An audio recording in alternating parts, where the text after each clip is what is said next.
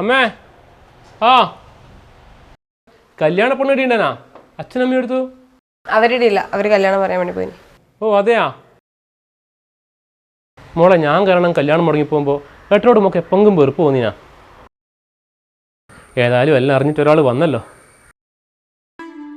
മോളെ, ഏട്ടൻ എല്ലാവരും പറയും പോലെ ഭ്രാന്തൊന്നുമില്ല.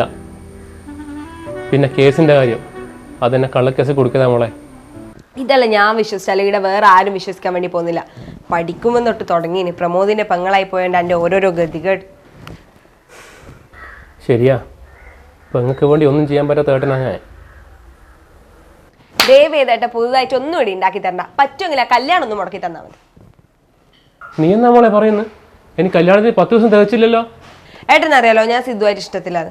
ഓൻ്റെ ട്രെയിനിങ് കഴിയാൻ ഇനി 6 മാസം കൂടിയുണ്ട്. അത്ര ഒരാൾക്ക് പിടിച്ചു നിന്നേ പറ്റൂ.